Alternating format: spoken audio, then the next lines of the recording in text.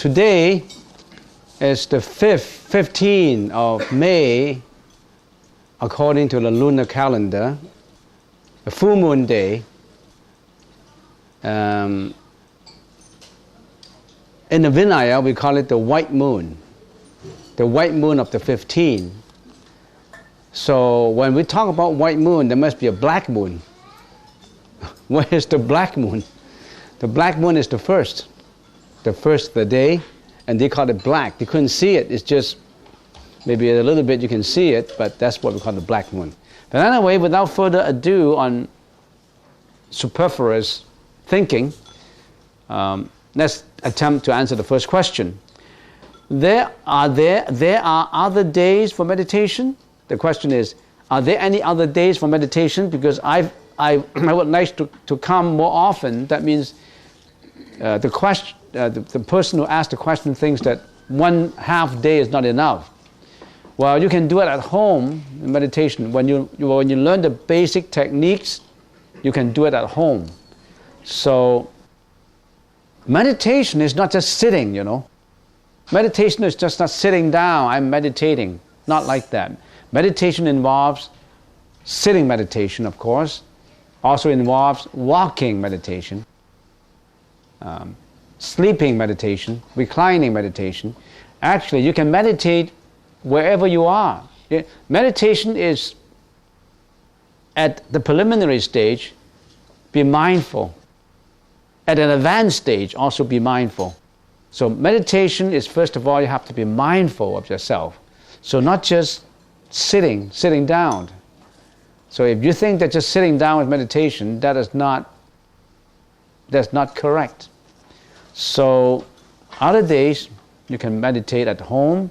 But I think first of all we have to learn the meaning of meditation, the significance of meditation, the techniques of meditation.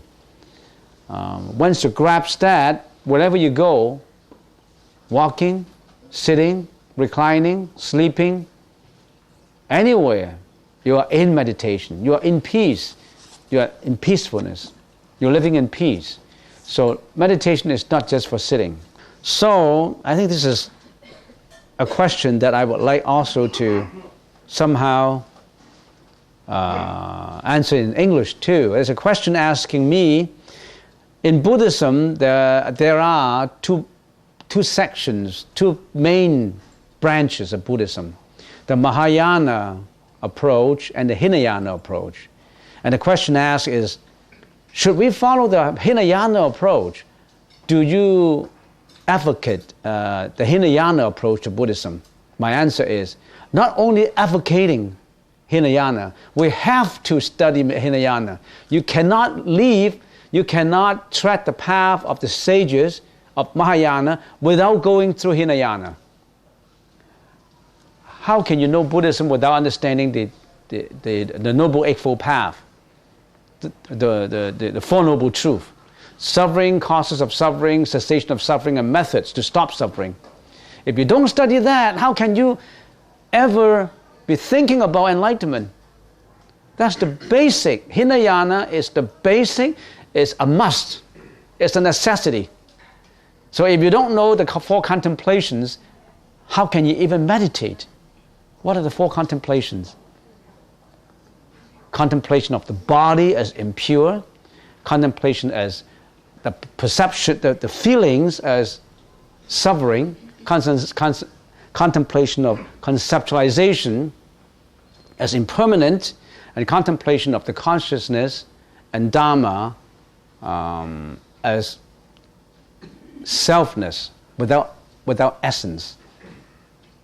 Now, all these four contemplations, if you don't learn these four contemplations, you haven't approached Buddhism at all. And some people, when they study Buddhism, they only just look at the meaning. What's the meaning of impurity? What's the meaning of karma? What's the meaning of rupa, arupa? If you're asking questions like the meaning, why don't you take a look at the website, in the dictionary? You can get it from a dictionary. You don't have to ask me. Don't involve yourself in just the meaning of the words. What is contemplation of impurity? What's the definition of impurity? Well, if you're always talking in terms of just the language, you're missing the point. We're not finding the meaning of the words. The words has not very many significance. It's just like when we go to Victoria, we got to get under the ship, and you're asking, what's the time schedule of the ship? What's the ship make up of? Who's the captain? Is there a cafeteria on the ship? How much do they charge? Is it made of metal, made of wood? Is it carpeted? Is it comfortable? You're asking everything about a ship. You never set your foot on board. You're never in the sail. You're just asking for definitions. You're just asking for meaning of the words. You're missing the whole point. Why just ask definitions? Why do you want to just involve with words? Get onto the board, sail through it, through the ocean of mental afflictions, go through it and get to shore of enlightenment. You have to sail. Set sail for it, not just looking at the sunset. Some people just look at the sunset without going ashore. You set sail and get to the sun, get to view the sun, get to go to Victoria by yourself. Step on shore, not just interested in the ship, not just interested in the definitions and what is Buddhism, what is the Eight Noble Path, the Four Noble Truths, what is impurity, what is karma, what is causality, what is impermanence. And the eighth realization, the first realization is the world is impermanent. How do you define impermanent? I mean, those, why don't you take a look at the website? Save time. All right? So, that's the second question. Third question is about 2 weeks to go. This is very good handwriting.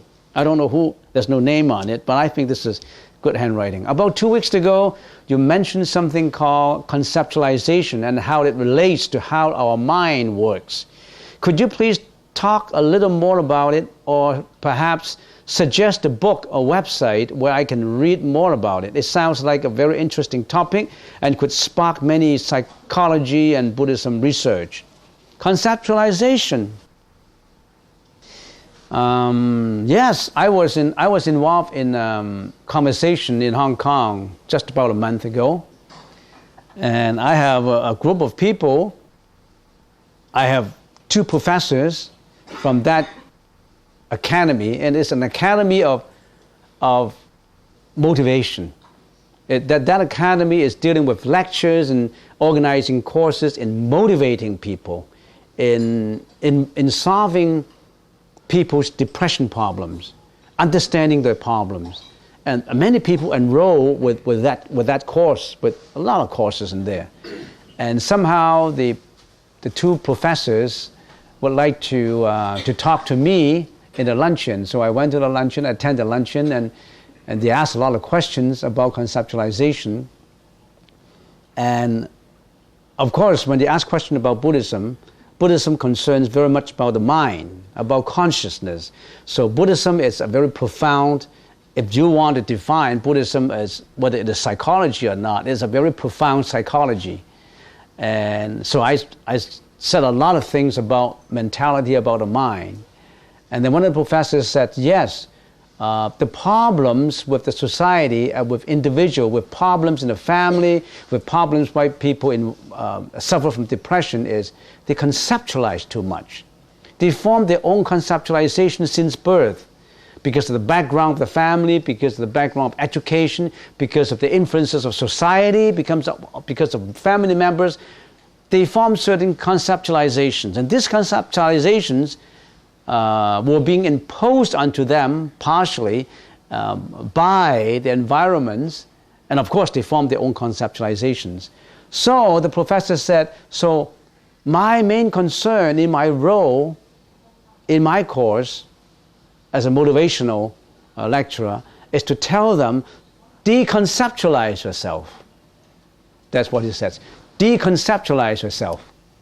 In other words, all your conceptions at birth, all your conceptions that you learn, you throw them away. You throw them away, and then you're okay. Well, I said, wow, yeah, I would like to make a reservation on that statement, because it's good to conceptualize, but then if you still have that ego how can you deconceptualize? You use your ego to deconceptualize. So you have to, in other words, before you deconceptualize, you have to have a basis for this conceptualization. You can't just say that, I want to throw away all my values, that they're no good. I want to deconceptualize. But you have to understand, first of all, you have to understand what these values are. You have to realize your conceptualization first. And that's exactly what Buddhism is talking about. Buddhism talks about the world. Buddhism talks about yourself. Buddhism talks about your body. What is my body? The five skandhas make up of. So Buddhism tells you a lot of the worldly conceptualization first. And then Buddhism says, is that conceptualization right? Or is that wrong? What's the problem with that conceptualization? Well, without understanding this conceptualization, how can you deconceptualize? You must be standing away from the conceptualization to deconceptualize it. So what do? You really have to stand away from the conceptualization. So in other words, in order to deconceptualize, first of all, you have to understand yourself. You have to understand yourself in relation to the world. You have to understand not just the conceptualization that you have, conceptualization surrounding you. You understand first. And then you start to think about what kind of conceptualization. You have to study, how do I throw away my ego first before you deconceptualize. And as a matter of fact, when you are egoize yourself, you are at the same time deconceptualizing yourself. So in other words, the deconceptualization is actually the purity, the purification. So, how do you, in conceptualization, in Zen Buddhism, I'll give you an example. When we are meditating, one of the branches of Zen Buddhism, they have a method to deconceptualize. How do they deconceptualize? When they meditate on a koan, K-O-A-N, koan. In Zen Buddhism, one branch is to meditate on the koan, K-O-A-N. What is this koan? Koan is a query, a question. And that question sometimes is like this. Who is meditating Amitabha? Who is meditating the Buddha's name? Who is doing that? 念佛是谁? Who is chanting that Buddha name? What does that mean? Who is deconceptualizing? Who is conceptualizing? Who is conceptualizing? And then you have that question. They meditate on that question. Who is conceptualizing? Or who is deconceptualizing? Even the person who deconceptualized, they ask him, who is conceptualizing? Who is deconceptualizing? The 念佛是谁? They meditate on the koan. Some people say, oh yeah, meditate on the question. So if you can find the answer, that means you become enlightened, right? You're asking yourself a question, who is conceptualizing, but then if you find the answer to it, then you become a Buddha, isn't it? That's not it. That's not it. You keep on raising that query in your mind, just that query, just that question, nothing else. And I give you an example on how it works. Your mentality is just like a balloon. In that balloon is so elastic that it fills out the whole universe.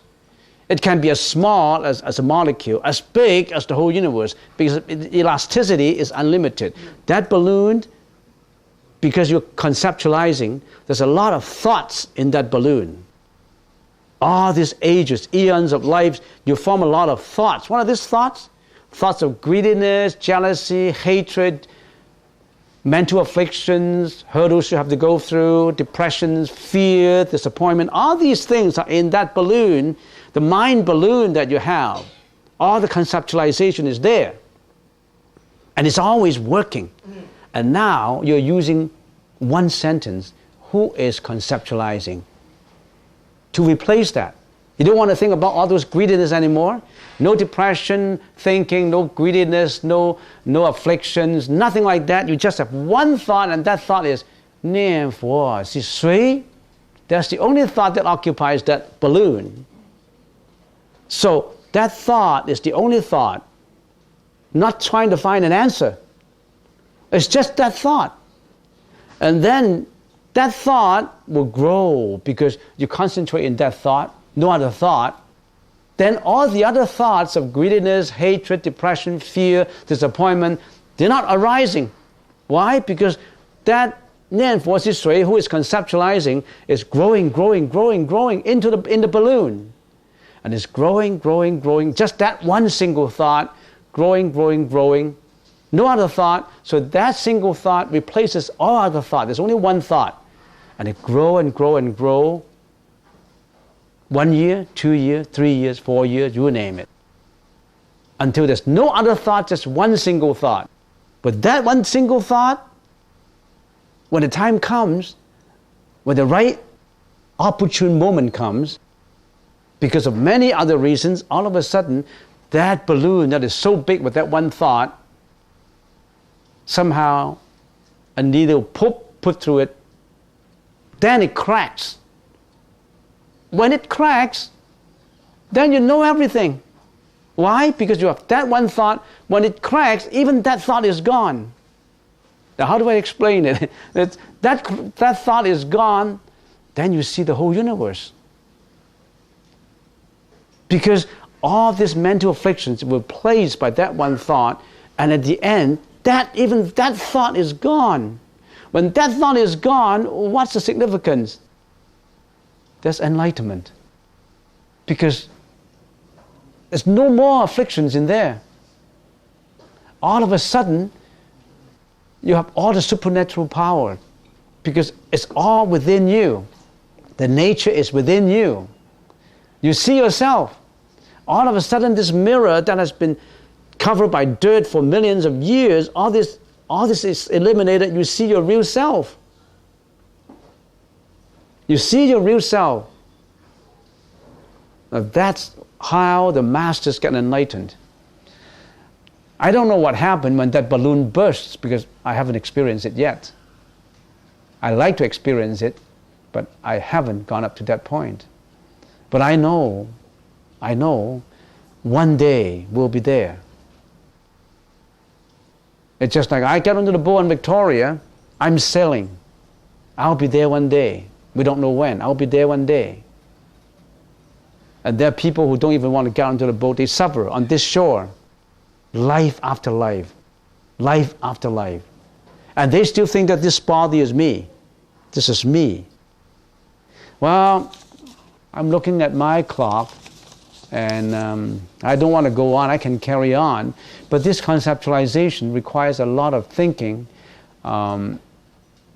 If you study Buddhism, you will find a lot in there, especially if you study Vijnana Matrata. Vijnana Matrata means the study of the consciousness. There's a special branch in Buddhism, Weishi, the psychology of Buddhism.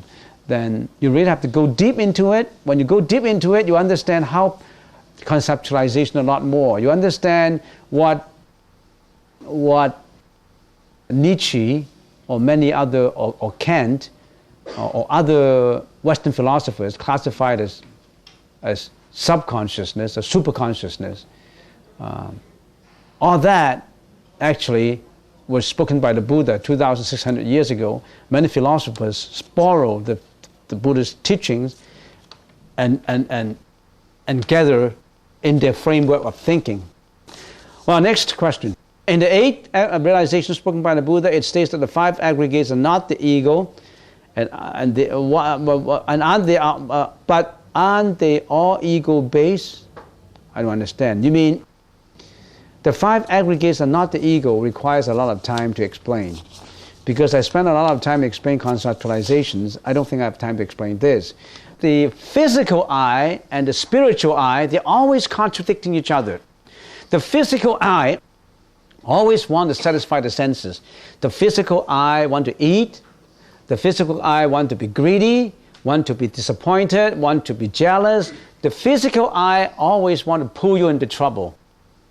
All the suffering is done by the physical I, physical me, the physical I. The physical always want to satisfy your senses, your eyes, your nose, looking for satisfaction, the physical I. The spiritual I always want to say, no, I want to practice. I want to get away from this senses satisfaction. I want to become the Buddha. I want to practice morality. I want to do a lot of enlightenment. But however, this physical I always want to be in control. No, you're a human, you have to get married, you have to make money, you have to have reputation, you have to have fame, you have to satisfy your sexual desire, you have to satisfy your greediness, and sometimes you're depressed, sometimes you're jealous, sometimes you have resentment, and all this physical I is in control. Most of the people only have the physical I in control. The spiritual I is just kicked apart, not in it. As long as you get more spiritual and enlightened, your physical I would notice it. Look, wait, this physical I is not right. He's doing the wrong thing. He's going through all the karmic forces of reincarnation. I got to reflect on it. I got to stop it. I got to do something about it. When you think about that, your spiritual I slowly takes over. Slowly reflect on it. Slowly want to be in control. However, they're always fighting. And the physical I is always in control. Because why? If your physical I has not been in control, you wouldn't be reincarnated into this world. You wouldn't be suffering. It's always your physical I in control. Your spiritual I, very, very weak. But if you grow spiritually, if you try to stay away from the self-centered life to a divinity-centered life, your spiritual I is in control. And finally, when it's all in control, you are enlightened. You become the Arahat. You get away from life and death. No more suffering. Which do you want? Right now, your physical I is in control. Pity is pitiful. Everybody, every one of us, our physical I is always in control. And let's work towards it. It's life after life. Work towards it. That's what the Buddha said.